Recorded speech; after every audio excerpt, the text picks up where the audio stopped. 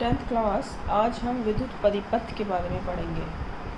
कल हमने विद्युत धारा के बारे में पढ़ा कि जब भी किसी विद्युत चालक पदार्थ के सिरों पर विभवांतर लगा जाता है तो उसमें एक इलेक्ट्रिक फील्ड उत्पन्न हो जाता है और उसके पार्टिकल्स चार्ज होकर मोशन करने लगते हैं। तो ये कहा कि इलेक्ट्रॉनों का जो प्रवाह होता है ये विद्युत धारा होता है। फिर ये बताया हमने कि जो इलेक्ट्रॉन है, जो धनावेश है, इस दिशा में ही विद्युत धारा की दिशा होती है। इलेक्ट्रॉन के अपोजिट डायरेक्शन में धनावेश चलते हैं और इनकी जो डायरेक्शन होती है वही विद्युत धारा की दिशा होती है। ये तो थी विद्युत धारा। अब ये है सर्किट, विद्युत परिपथ। हमने पढ़ा कि फ्लो, इलेक्ट्रॉन्स का फ्लो है ना, इसको हमने कहा कि विद्युत धारा है। लेकिन अगर हमें इलेक्ट्रिक करंट को फ्लो कराना है एक जगह से दूसरी जगह में, यानी कि एक लोकेशन से दूसरी लोकेशन में हमें एनर्जी को लेके जाना है, तो उसके भेजने का तरीका क्या होगा, कैसे करेंगे। जैसे पाइप है, पाइप से पानी को हमें एक जगह से दूसरी जगह भेजते हैं तो हम पाइप यूज़ करते हैं। ऐसे तो पानी चला नहीं जाएगा कि घर के अंदर से हमें बाहर पानी ले जाना है तो पाइप के थ्रू ही ले जाएंगे। यानी कि इलेक्ट्रिक करंट यानी कि विद्युत धारा में एनर्जी को मूव कराने के लिए कोई ऐसी चीज़ हमारे पास होनी चाहिए जिससे कि हम करंट को एक जगह से दूसरी जगह ले जा सकें, या कोई ऐसा रास्ता होना चाहिए जिसके अंदर से करंट जा सके। बिना किसी चीज़ के तो करंट फ्लो नहीं होगी। तो हमें यानी कि ऐसा कॉन्टिन्यूस पाथ चाहिए जिसमें कि ये चार्ज फ्लो हो सके।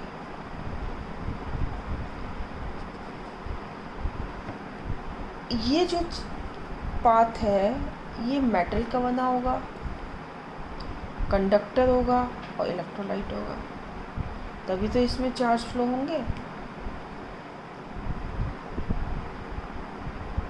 अब यदि हम इस पाथ को यहाँ से तोड़ दें तो क्या होगा, चार्ज पार्टिकल्स यहीं के यहीं रुक जाएंगे। तो क्या होगा, फ्लो नहीं होगा, करंट पास नहीं होगी। यानी कि हम कह सकते हैं फॉर्मेशन ऑफ करंट में कि ऐसा सर्किट हमें चाहिए, ऐसा पाथ चाहिए जिसमें इलेक्ट्रॉन घूमते हों और ये कॉन्टिन्यूस पाथ हो और बंद हो।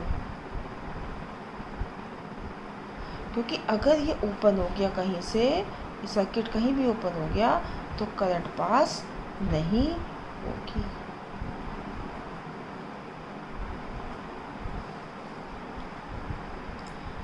अब हमने ये कहा कि चार्ज जो है मूव करेंगे यहाँ से, है ना, यहाँ से मूव तो कर रहे हैं, इस मेटल के अंदर चार्ज मूव तो कर रहे हैं, लेकिन इस मेटल को छोड़कर तो नहीं जा पा रहे।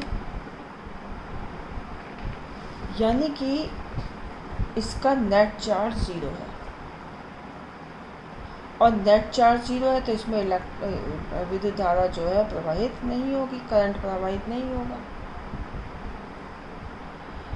क्योंकि इलेक्ट्रॉन इसके अंदर ही चक्कर लगा रहे हैं, बाहर नहीं जा रहे हैं। कल हमने बताया था कि जब ये इलेक्ट्रॉन बाहर छोड़ेगा तो इस पर एक धनावेश आएगा। जब तक वो आवेश ही नहीं आएगा तब तक क्या होगा, फ्लो होगा ही नहीं। विद्युत आवेश के प्रवाह की दर को ही तो विद्युत धारा बताया था। और जब विद्युत आवेश ही नहीं होगा, ये तो नेट 0 है इनका चार्ज, तो आवेश तो है ही नहीं, ये तो यहीं पे ऐसे ही चक्कर लगा रहे हैं।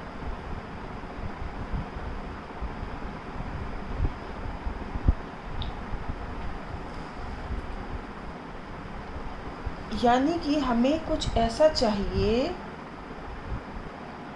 कि ये इलेक्ट्रॉन जो ये चक्कर लगा रहे हैं यहाँ पे पार्टिकल्स जो घूम रहे हैं, ये इनका जो है इन पे एक चार्ज आ जाए।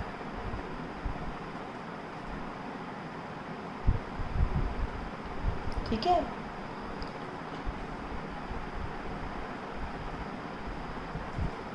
इसके लिए हम EMF यूज़ करते हैं, इलेक्ट्रोमोटिव फोर्स। ये सेल भी हो सकता है, सेल के बारे में ही पढ़ेंगे। देखो सेल पे एक माइनस चार्ज और एक ये प्लस चार्ज। माइनस से इलेक्ट्रॉन इधर से निकले, प्लस में गए। अब आप कहेंगे यहाँ तो खाली जगह है, इधर टूट गया है, लेकिन सेल में ऐसा नहीं है। प्लस से ये सेल के अंदर ले गए, इससे यहाँ पर केमिकल इन्होंने एनर्जी ली। केमिकल एनर्जी लेने के बाद ये फिर माइनस में गए, फिर ये दोबारा माइनस से प्लस में गए, फिर प्लस से अंदर गए, अंदर से फिर इन्होंने केमिकल एनर्जी ली, फिर माइनस में गए। तो ये जो प्रोसेस है, इससे इलेक्ट्रिक करंट डेवलप हो गई है, क्योंकि सर्किट जुड़ा हुआ है अंदर। इनके जो जहाँ अंदर जा रहे हैं सर्किट जुड़ा हुआ है, ओपन नहीं है। अगर ये ओपन होगा तो क्या होगा, यहाँ से पार्टिकल्स चले और यहाँ आके रुक गए, दोबारा उनकी साइकिल तो बनी नहीं। जब साइकिल ही नहीं बनेगी तो करंट कैसे फ्लो होगा, होगा ही नहीं।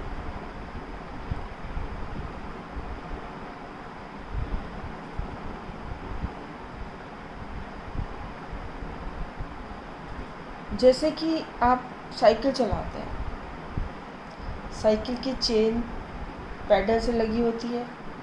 आपने साइकिल पे पैर डाला, मारा, तो क्या हुआ, उसकी एनर्जी से पैडल घुमाया, अपनी एनर्जी से पैडल घुमाया, और उसने क्या हुआ, जब साइकिल चलती है, अगर आप अपनी एनर्जी डालेंगे नहीं तो क्या होगा, साइकिल नहीं चलेगी।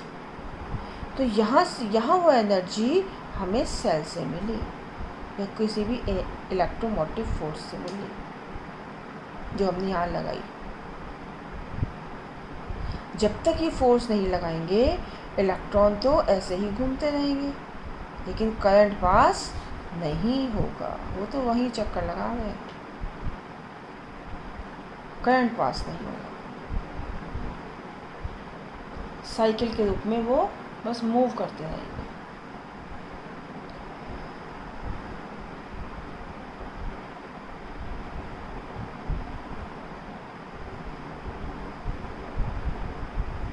ये देखिए परिपथ,